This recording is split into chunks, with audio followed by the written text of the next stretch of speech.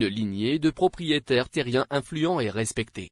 Jam était différent de ses pairs, il était curieux, avide de comprendre le monde au-delà des frontières imposées par les coutumes de sa communauté. À des milliers de kilomètres de là, en Afrique de l'Ouest, une jeune femme noire nommée Amina Diabaté grandissait dans un village paisible. Issue d'une famille instruite et respectée, elle avait été encouragée à poursuivre ses études, ce qui était rare pour les femmes à cette époque. Ambitieuse et brillante, elle obtint une bourse pour étudier à l'étranger, dans une université des États-Unis. La rencontre, c'est sur le campus universitaire que leurs chemins se croisèrent.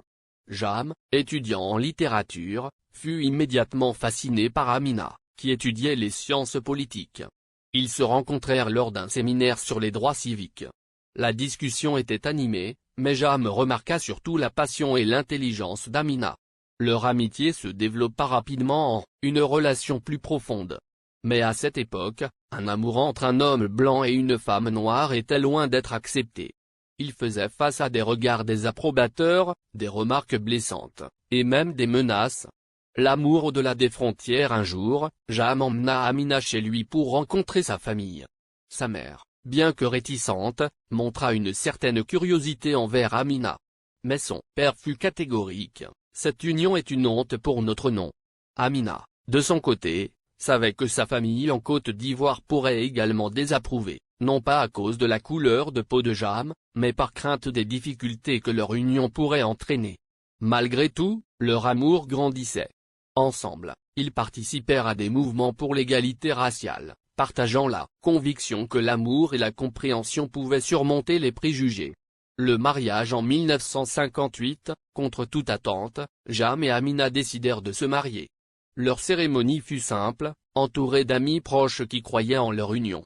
Les obstacles étaient nombreux, la loi de plusieurs États interdisait encore le mariage interracial. Ils durent voyager jusqu'à Washington, D.C., où leur union fut légale. Leur mariage devint un symbole de résistance. Ils furent critiqués et ostracisés par certains, mais ils trouvèrent du soutien auprès de communautés progressistes. Leur union inspirait ceux qui rêvaient d'un monde où l'amour transcenderait les différences.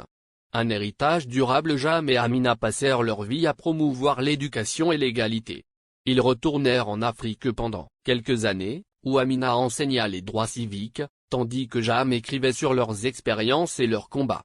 Leur histoire, bien que marquée par des luttes, devint un témoignage d'espoir. Ils eurent 3 enfants, qui grandirent avec une double culture, fiers de leur héritage mixte. Aujourd'hui, leur combat pour l'amour et l'égalité continue d'inspirer, rappelant que